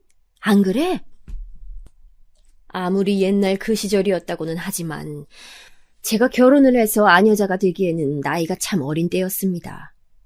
그럼에도 저에게 대수롭지 않게 그런 말씀을 하시는 부모님을 보면서 제 마음은 슬프고 화가 나기보다는 씁쓸했던 것 같아요. 찢어지게 가난한 집구석에서 자식만 6, 원조를 받을 수 있는 친척들은 단 한 명도 존재하지 않아서 자력으로 헤쳐나가야 하는데 부모님은 두 분 다 배운 것도 없고 가진 기술도 없었으니 상황을 타개하기란 불가능이었고 그저 자식들이 죽지나 않고 건강하게 자라서 시집 장가나 잘 가버리면 그것으로 최선이었을 것입니다. 그러다가 혹시나 운 좋게 돈 많은 배우자를 만나면 집안 살림이 확 필 수 있는 것이었고요. 어렸던 그 나이에도 저는 그 순간에 그런 깨달음이 들어서 저희 집의 모양새가 너무 가엽게 느껴졌었어요. 저는 이튿날 조용히 집을 떠났습니다. 다시 먼 친척집이 있는 그 동네로 돌아갔지만 거처는 그곳으로 하지 않았어요. 공장에서 당하는 극심한 텃세에 저처럼 피해를 입은 동지들이 있었고 그 중에서 마음 맞는 친구를 사귈 수가 있었거든요.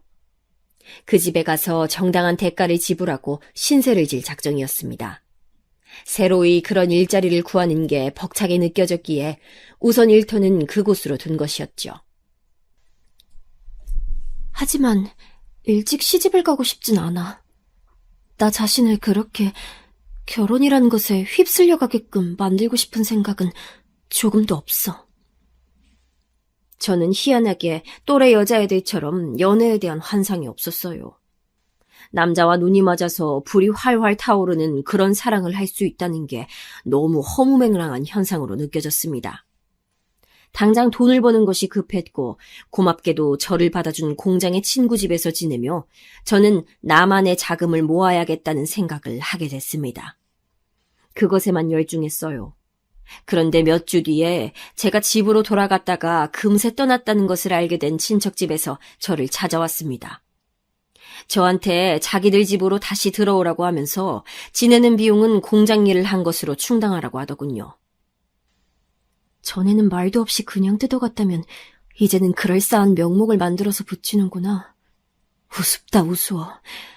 나같이 가진 것 없는 애의 자그마한 돈도 그렇게나 빼앗아 가고 싶을까? 집으로 돌아갔다가 냉랭한 가족들의 반응, 그 지엄한 현실을 맛보고 온 저는 그 사이 차분하면서도 독해져 있었습니다. 눈 하나 깜빡하지 않고 친척들을 쫓아냈어요. 저보고 사리분별을 못한다느니 정냄이라고는 없는 불길한 애라느니 별별 악담들을 퍼부어댔지만 저는 그 앞에서 평정을 유지하며 그들을 물러가게 만들었습니다. 그것이 바로 제가 저의 인생에서 누군가를 상대해서 이뤄낸 진짜 배기 첫 승리였던 것 같네요. 물론 친척들이 돌아간 다음에는 다리에 힘이 풀려서 주저앉은 채로 덜덜 떨어야 했고 혹시 다시 찾아와 보복을 하지는 않을까 싶어서 며칠을 잠을 설쳐야 했지만 그래도 제가 의연하게 대처했다는 사실이 스스로 좋았습니다. 하지만 그 나쁜 친척들은 역시나 저를 다시 찾아와 괴롭히려 하였고 저에게서 돈을 뜯어가려고 했어요.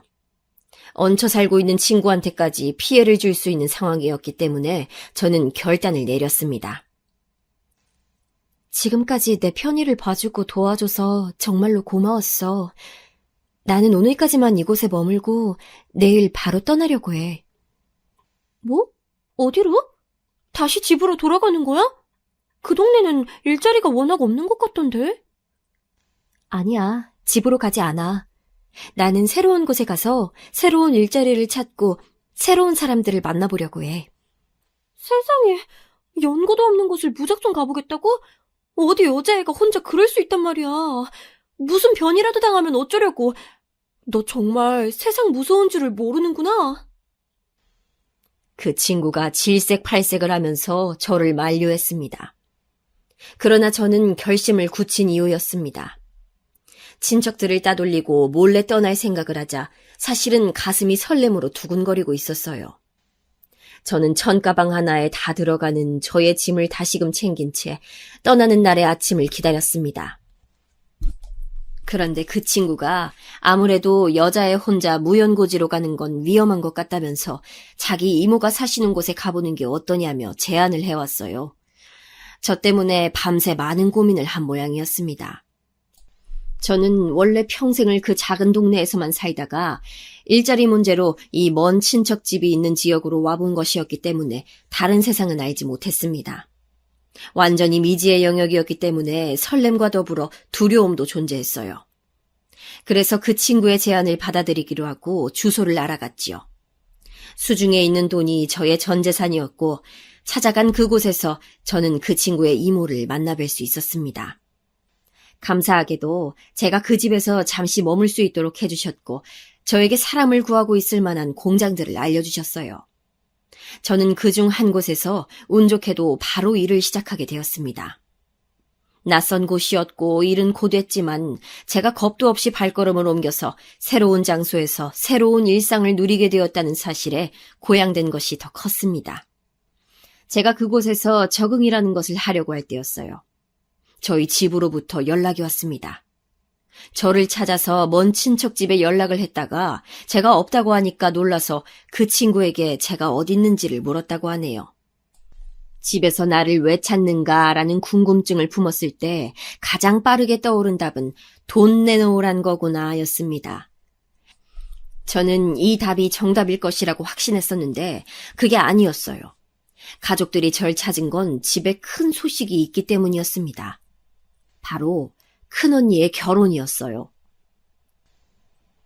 공장에서 알게 된 사람의 소개로 남자를 만나자마자 결혼을 하다니 큰언니는 어쩌면 그럴 수가 있지? 내 사고방식으로는 이해가 어렵다. 성인이었기에 큰언니가 언제든 결혼해도 이상하진 않는 상황이었으나 너무 갑작스러웠습니다. 큰형부는 큰언니보다 5살이 많은 사람이었고 공장이 아니라 다른 회사에서 일을 하고 있었어요. 벌이는 그런대로 괜찮았지만 문제가 있다면 장남과 장녀끼리의 결혼이었다고나 할까요? 큰형부는 3남매 중에 맏이었어요. 큰언니는 결혼을 하면 우선은 시댁에 들어가서 살고 돈을 모았다가 1년 정도 후에 분가를 할 계획이라고 했습니다. 하지만 그 바람은 이뤄지지 않았죠. 큰언니가 시댁에서 벗어나 분가를 한 것은 결혼하고 나서 무려 6년이 지났을 때였답니다. 아무튼 저는 큰언니가 결혼하는 모습을 보면서도 나도 시집가고 싶다는 생각을 전혀 안 했어요. 그런데 작은언니는 달랐던 모양이에요. 빨리 결혼해서 집구석을 뜨는 게 최선일지도 몰라. 난 절대 식구들한테 오래오래 돈 뜯기고 살 생각 없어. 작은언니가 그런 말을 할 때부터 심상치 않더라니 큰언니가 결혼하고 나서 이듬해 작은언니도 시집을 가버렸습니다. 상대는 작은언니보다 2살이 많았고 또래라서 그런 건지 어쩐진 몰라도 둘이 성격이 자주 충돌해서 결혼한 뒤로 부부싸움을 그렇게나 했다고 하네요. 그런 와중에 애는 3이나 낳았으니 어떻게 봐야 할지 모르겠습니다. 언니들이 결혼했을 때 부모님께서는 별다른 동요를 안 보이셨어요. 딸은 원래 출가 외인이야. 우리 아들이 결혼해서 며느리를 데려와야만 자식을 결혼시킨 게 제대로 실감이 날 것 같네. 그렇게 말씀하시는 걸 듣고 있는 오빠의 표정이 오묘했던 것 같습니다. 그랬던 오빠는 금세 결혼을 했는데 저는 그 새언니라는 사람과 접점이 별로 없었어요. 왜냐하면 저는 다른 지역에 살고 있기도 하였거니와 그 새언니가 결혼하고 나서 몇 달 뒤에 집을 나갔거든요. 부모님과 오빠가 그 문제로 막 싸우고 난리도 아니었나 봅니다. 동생들한테 듣기로는 정황상 그 새언니가 시집살이를 못 이기고 열받아서 가출을 한 모양이었어요. 그랬다가 다시 몇 달 뒤에 새언니라는 사람이 돌아왔고 오빠랑 둘이서 다른 동네로 가서 살았습니다. 그곳에서 아이를 낳았고요. 그랬다가 또 새언니가 집을 나갔어요. 오빠는 나가서 돈 버는 사람인데 그러면 아이는 누가 돌보았냐고요? 두말할 것도 없이 저희 부모님이셨죠. 내가 그것이 자기 가족들과 왕래도 거의 안 한다길래 너무 불쌍하고 측은해서 받아줬건만 이렇게나 근본이 없었을 줄이야. 아유, 이래서 그 가족이 어떤지를 봤어야 했는데. 아유. 엄마는 가슴을 치시며 후회했지만 어차피 결혼은 오빠의 주관이었는데 어차피 돌이킬 수도 없었죠. 제 위의 형제들이 다사다난한 결혼사를 쓰는 동안 저는 묵묵히 일을 하고 돈을 벌었습니다. 그리고 저는 절대, 결코 제가 얼마를 버는지 얼마를 모았는지 제 가족들한테 밝히지 않았어요. 무언의 교훈을 얻은 뒤였거든요. 다만 동생들의 교육비 몫으로 다달이 얼마씩 지원했던 것은 끊기지 않고 내놓아야 했습니다. 제가 돈을 버는 입장이니 그것은 저의 의무라고도 생각을 했었네요. 정말로 안타까운 점은 저의 여동생과 남동생 모두 공부에 재능도 열정도 없었다는 사실입니다. 공부 두뇌도 유전이라더니 정말이었어요. 저희 부모님은 물론이고 당시 일가 친척들을 다 따져봤을 때 공부를 잘했다거나 머리가 똑똑했다거나 이런 사람이 아무도 없었으니까요. 타고난 공부머리가 부족하면 환경이 받쳐줘야 했을 텐데 그것이 부족했으니 사교육 따위는 꿈도 못 꾸던 환경이었으니까요. 그래서 결국 여동생과 남동생이 멋지게 명문대학을 입학한다든가 고시 공부를 해서 성공한다든가 하는 영화 같은 일은 일어나지 않았습니다.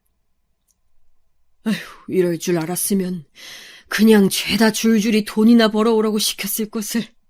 괜한 짓을 한 것 같아서 미치게 후회되는구나. 부모님께서는 무척 안타까워하셨지만 이미 밑빠진 독에 물을 한참 붓고 난 후였으므로 후회해봤자 너무 늦은 때였습니다. 그저 동생들이 돈을 버는 현장을 일찍 알지 못하고 학교 생활을 누린 것만으로도 가족으로서 기쁜 마음으로 받아들이고자 저는 그런 식으로 노력했어요. 어느 날 모처럼 저한테 연락을 한 여동생이 그러더라고요. 언니는 결혼 안 해? 누구 만나는 사람도 하나 없어? 그래, 나는 아직 아무런 소식도 없으니까 그렇게 정보를 캐내려 해봤자 아무 소용없어.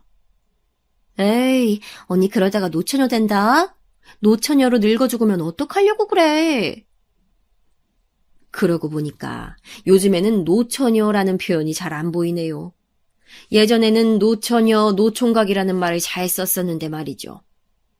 여동생은 제가 노처녀로 늙어가는 것은 아니냐며 놀림 반 걱정 반의 말을 했었습니다.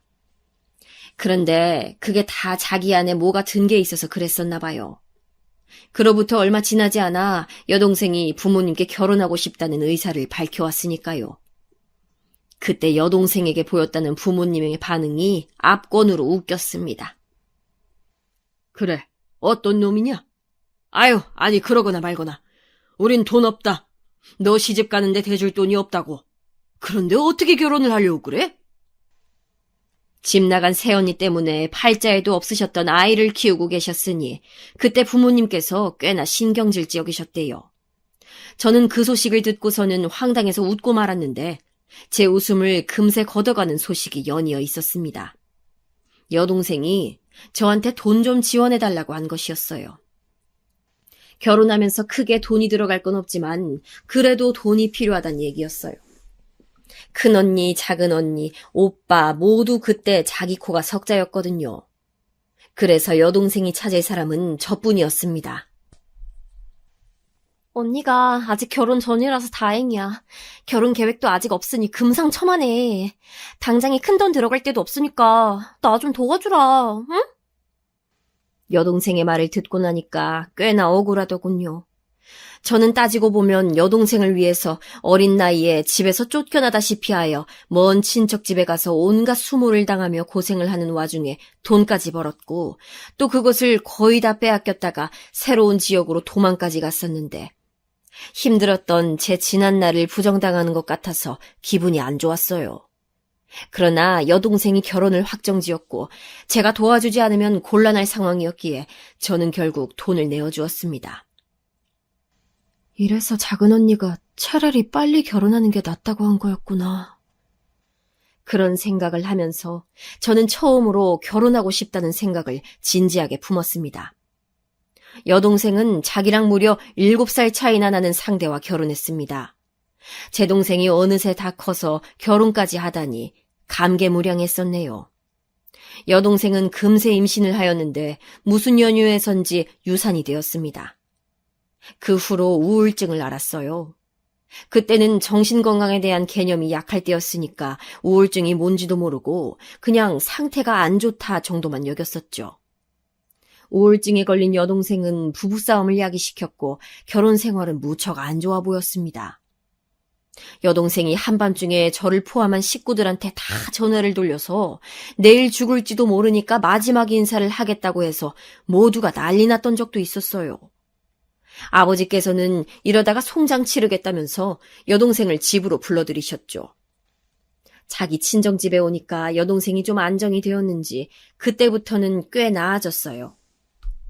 저는 도대체 결혼이란 뭘까라는 생각을 했었네요. 그래도 이왕 결혼을 한다면 6남매 중에서 꼴찌 순서는 면하고 싶었습니다. 설마 남동생보다 제가 늦게 결혼을 할 것 같지도 않았고요. 그런데 이게 웬일입니까? 남동생이 뜬금없이 결혼을 하겠노라고 부모님께 고하였습니다. 그러자 부모님께서는 차마 귀한 막내 아들한테 큰 소리는 못 치시고 조용히 다 이르셨대요. 네가 지금 결혼하겠다고 할 때가 아니야. 일찍 장가들어서 뭐 하려고 그래? 조금만 더 기다려라. 지금은 안 돼. 집안 상황이 도저히 막내를 결혼시킬 만한 게 아니었기에 하신 말씀이었죠. 그러자 남동생에게는 비장의 카드가 있었습니다. 당장 결혼을 진행할 수밖에 없는 카드였습니다. 제 여자친구가요. 임신을 한 상태라서 그래요. 남동생이 기어들어가는 목소리로 그렇게 말을 했을 때 기어이 엄마는 뒤로 넘어가고 마셨대요. 없는 형편에서도 막내 아들만은 금이야 오기야 하면서 다뤘는데 아직 어리다고 할 수 있는 나이에 덜컥 임신 소식으로 결혼을 하게 되다니. 부모님께서는 기야 마시고도 남을 일이었죠. 그렇다고 그 상황에서 결혼을 안 시킬 수도 없었습니다. 결국 남동생이 저보다 먼저 결혼을 했네요. 상대는 남동생이랑 동갑이었고 서로 친하게 지내다 보니 임신까지 하게 되었다고 하는 말에 이거 참 웃어야 할지 말아야 할지 무척 헷갈렸었네요. 그렇게 6남매 중에서 결혼하지 않고 남은 사람은 저뿐이었습니다. 좋은 사람이 생긴다면 결혼을 하고 그렇지 않다면 굳이 인위적으로 인연을 만들어서 결혼하고 싶진 않아. 결혼을 하고 싶은 생각은 분명하게 생긴 뒤였으나 아무하고나 하고 싶지 않다는 것이 저의 바람이었어요. 혼자 미혼인 저에게 각종 돈 달라, 도와달라는 요청을 뻗쳐대는 식구들의 태도에 심란해 있던 시기였습니다. 저에게 과거에 큰 도움을 준 바 있었던 그 친구의 결혼 소식을 듣게 되었어요. 먼 친척 집에 살면서 공장을 다녔던 그때 정말 죽기보다 힘들었던 시기였는데 그 친구 덕분에 이겨낼 수가 있었죠. 그런 그 친구가 결혼을 한다니 진심으로 축복해주고 싶어서 결혼식장에 하객으로 참가했습니다. 그 친구와 저는 그런 식으로 엮인 운명이었나 봐요. 왜냐하면 바로 그 친구의 결혼식장에서 저는 드디어 운명의 상대를 만나게 되었기 때문입니다. 특별히 잘생긴 것도 아니었고 키가 훤칠하지도 않았으며 빼입은 정장의 자태가 대단한 것도 아니었어요. 별다를 것 없는 그의 모습에도 저는 이상하게 처음부터 시선을 빼앗겼습니다. 꽉 다물린 인매에서는 그가 얼마나 신중하고 진중한 사람인가를 읽을 수가 있었어요. 누구지? 신랑 쪽 하객이면 분명한 것 같은데 대체 누군지 나중에 꼭 따로 알아내야겠다. 제가 웬일로 이성에게 관심을 가지다 못해서 먼저 움직인 상대는 그가 처음이었습니다. 저는 그 친구에게 그의 인상착의를 설명하면서 누군지 물어봤어요. 그랬더니 그 친구가 정말 보는 사람이 놀랄 만큼 거의 까무러치듯이 놀라는 겁니다. 왜 그렇게까지 놀라는 거야? 그 사람은 내가 신상 알아내면 안 되는 상대였던 거야?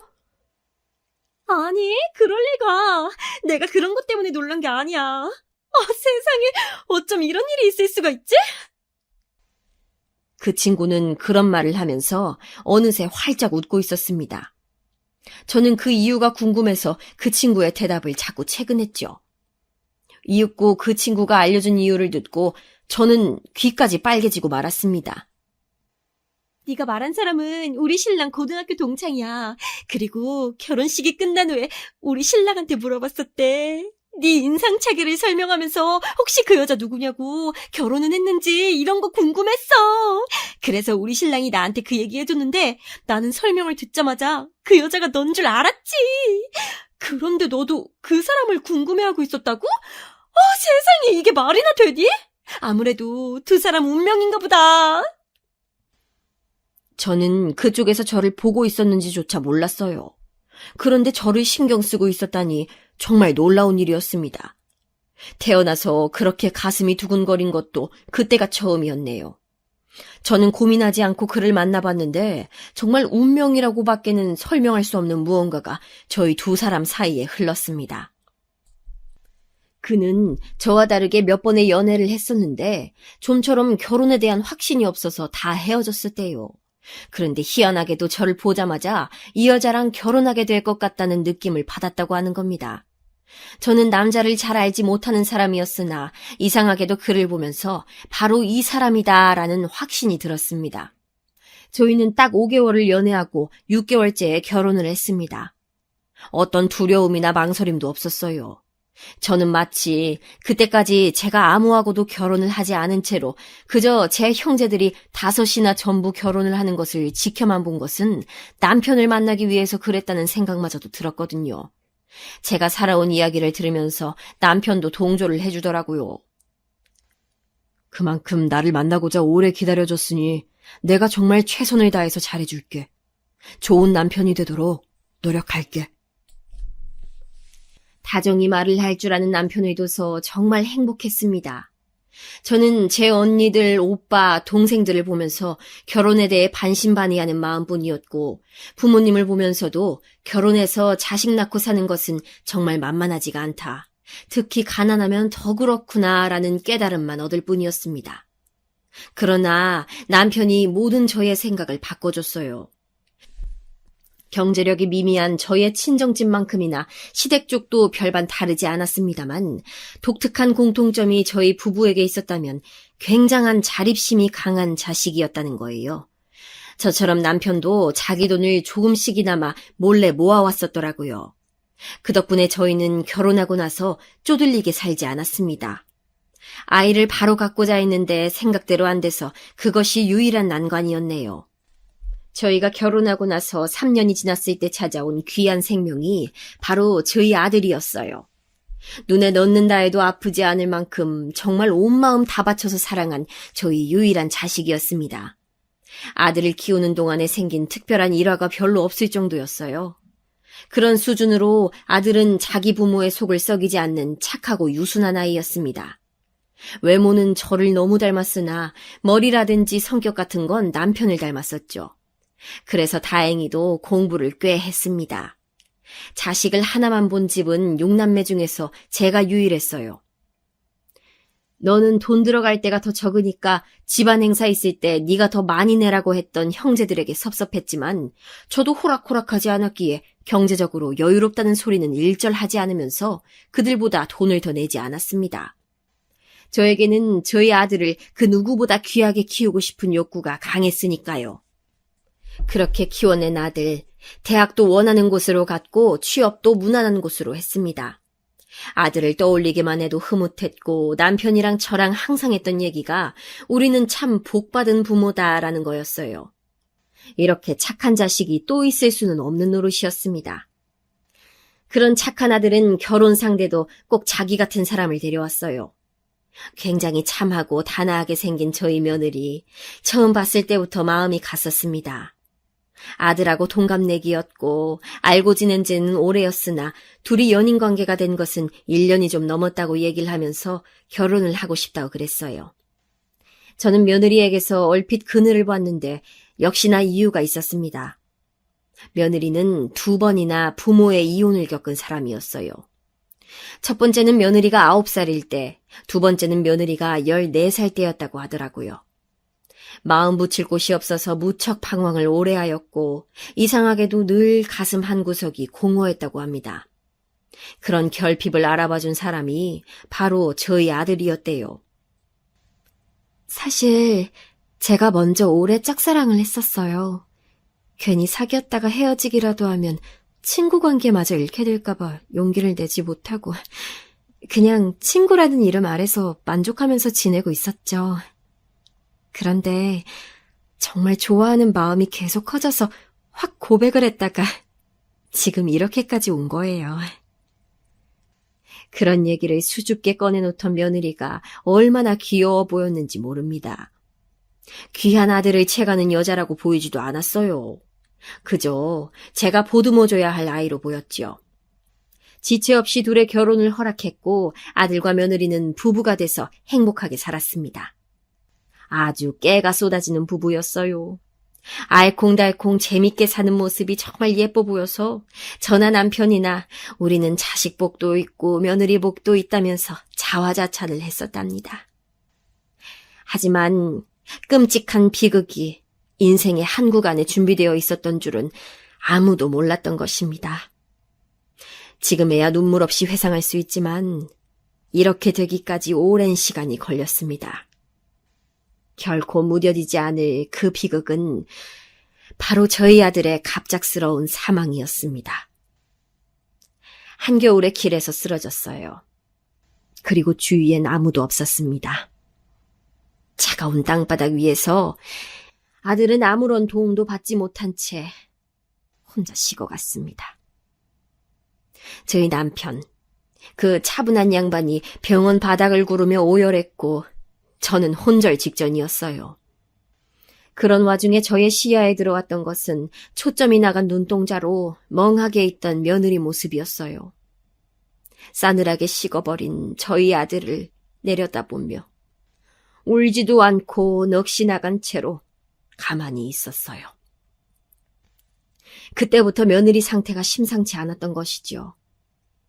저희 아들을 갑작스럽게 떠내보낸 이후 저희 부모는 도저히 심정을 추스를 수가 없었습니다. 계속 살아야 할 이유를 찾지 못하겠더라고요. 만약 우리에게 서로가 없었다면 우리는 이미 이 세상을 등진 뒤였겠지. 저희 부부는 서로에게 그런 심정을 털어놓았습니다. 아들을 잃은 슬픔을 함께 나눌 수 있는 상대, 저에게 남편이 없었다면, 그리고 남편에게 제가 없었다면 이미 세상을 떠났었을 거예요. 서로가 있었기에 버틸 수 있었던 거죠. 그러다가 문득 며느리 생각이 났습니다. 며느리 곁은 누가 지켜주나 싶었지요. 며느리한테 친정에 가서 편하게 지내라고 말은 했었는데 과연 어떻게 지내고 있을지 돌연 걱정이 됐습니다. 저희 예상보다도 며느리 상태는 좋지 못했어요. 아들이 떠나고 6개월 후에 만나본 며느리 모습에 저희 부부는 화들짝 놀라고 말았습니다. 마치 산송장이 있다면 바로 이런 모습이겠구나. 생기라곤 하나도 없었습니다. 저희를 보면서 웃음을 짓곤 있지만 며느리의 눈빛이 텅 비어버린 것을 알아차리지 못한다면 저희 부부는 인생을 헛산 것이었겠지요. 당장의 며느리 친정 식구들과 대화를 따로 나눠보았는데 이윽고 저희는 기함할 수밖에 없었습니다. 도대체 언제 정신을 차릴 건지 이제 반년 되었다지만 정말 지긋지긋해 죽겠어요.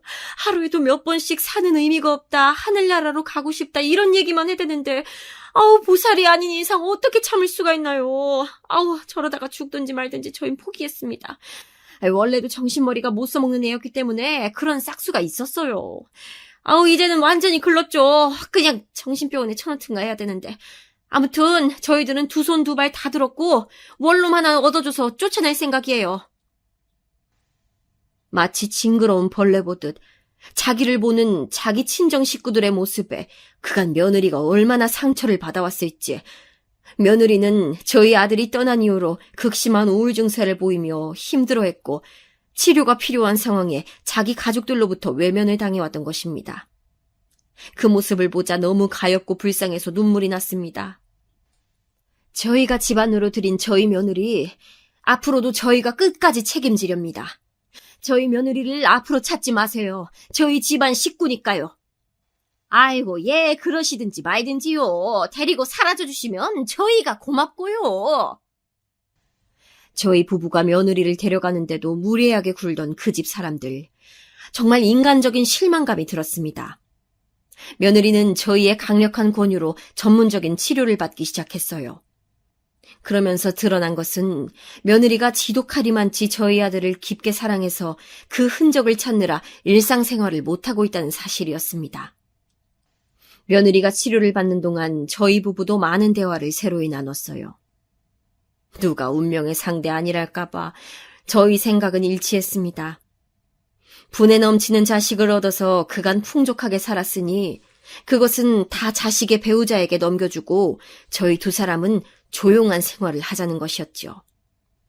며느리는 대학을 다니던 중에 미국을 다녀온 바 있었고 가장 친한 친구가 대학 졸업 후 미국에 취직을 해서 그곳에 정착했다고 했어요. 저희 아들이 떠난 후에 회사도 바로 그만두었지만 며느리가 원래 미국에 본사를 둔 외국계 회사에 다니고 있었기도 했고요. 그래서 조심스레 며느리 의견을 물어봤습니다. 아예 새로운 곳에서 모든 걸 다 잊고 새 출발을 하며 새 인생을 사는 것도 좋은 방법일 것 같은데 어떻게 생각하고 있느냐는 말이었지요. 며느리는 혼란스럽다면서 저희와 그런 이야기를 하는 것을 내내 피하더니 우리 아들이 너 이러고 사는 거 알면 좋아할 것 같니? 우리 아들이라서 우리가 잘 알아.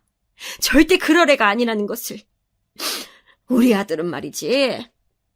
네 인생을 1분 1초도 허비하지 말라고 그랬을 애야. 제가 어느 날 눈물 지으며 그렇게 말을 했을 때 비로소 저희 부부를 똑바로 바라보았습니다. 며느리가 이내 눈물을 줄줄 흘리면서 그러더라고요. 미국에서 새로운 환경 속에 산다면 좋을 것 같다고 말이죠. 저는 옛날에 그 어린 나이에도 무연고지를 향해 불쑥 떠날 생각을 했었을 만큼 은근히 호전적인 성향이 있는 사람이었습니다. 그래서인지 며느리가 미국에 가서 산다는 것을 너무나도 밀어주고 싶었고 응원해주고 싶었어요. 그리고 저는 여동생이 극심한 우울증으로 힘들어하는 걸 보았던 사람이기에 더욱 며느리가 우울증에서 벗어나기를 기도했습니다. 오랜 대화 그리고 준비가 있었어요. 며느리는 결국 한국을 떠나 미국에서 새로이 출발을 하는 것으로 결정했습니다. 그러면서도 여전히 저희 아들을 잊지 못하고 있었지요. 저희 부부는 그 불쌍한 며느리를 위해서 재산을 정리했습니다. 이건 우리의 전 재산이나 다름없다. 그간 너도 짐작을 했겠지만 우리는 이제 서울 생활을 다 정리하고 시골로 내려가서 작은 집에서 조용히 자연을 벗삼아 살아보려고 해. 돈이 될 만한 일감을 찾아서 작게 일도 하면서 그렇게 늙어가고 싶구나. 부디 네가 행복하길 바란다. 저희 부부는 전 재산을 미국으로 떠나는 며느리에게 쥐어줬습니다.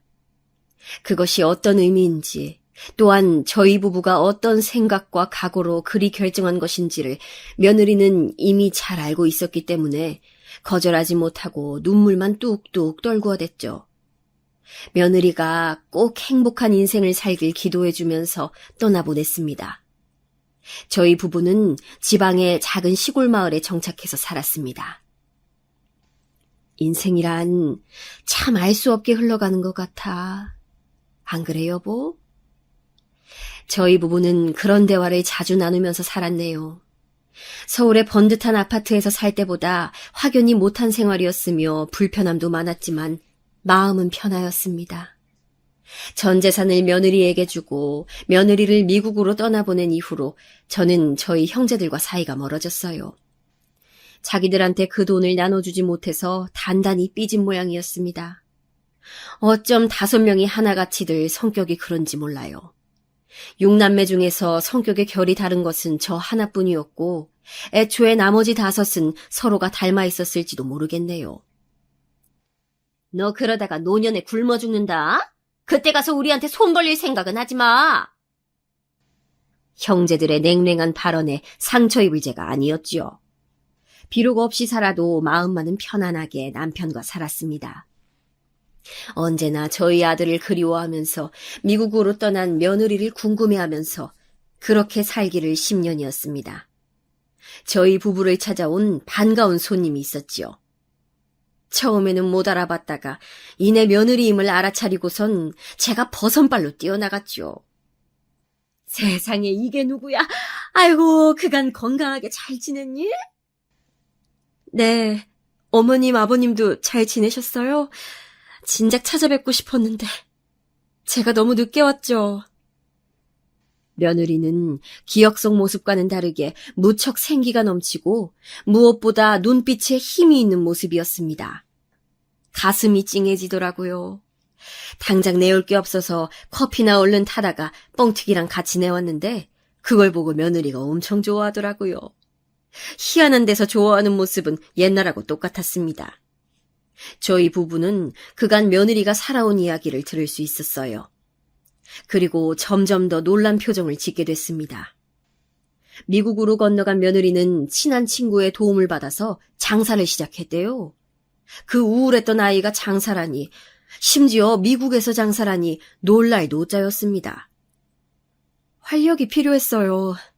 그리고 매일같이 저를 움직이게 할 원동력도 필요했고요.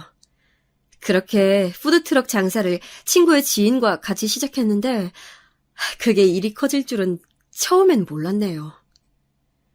정신없이 5년이 지나가는 동안 며느리는 돈을 엄청나게 모은 상태였고 그러면서 쌓은 인맥을 통해서 주식도 시작했는데 그야말로 인생 역전일 만큼 돈을 벌었다고 했습니다. 아주 유복한 환경에서 자라온 재미교포 청년하고 만나서 새로운 사랑을 하게 됐는데 저희 부부의 허락을 받고 싶어서 한국에 들어온 것이라고 했어요. 허락이 뭐가 필요하니? 네 인생인데. 아무렴 되고 말고. 제가 기뻐서 외치자 며느리가 눈물을 훔치더니 이어서 말했습니다. 저희 부부를 미국으로 초대하고 싶다고 말입니다. 며느리가 간청을 하는데 거절할 엄두가 안 나서 그러겠다고 했어요. 그리고요, 어머님, 아버님, 제가 한국에서 두 분께 드리고 싶은 선물이 있어요. 아무래도 저 때문에 서울의 아파트를 정리하셨던 게 저는 내내 마음에 걸렸거든요. 그래서 더 좋은 서울 강남의 아파트를 한 채 해드리고 싶습니다. 저희 부부의 입이 얼마나 쩍 벌어졌는지는 구태여 묘사하고 싶지 않네요.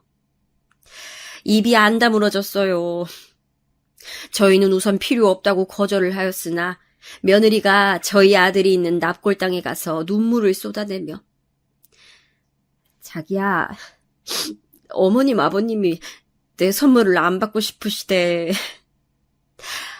난 두 분을 호강시켜드리겠다는 일념으로 지금까지 하루도 안 쉬고 살아왔는데 아유, 내 선물이 거절당해서 어떡하지?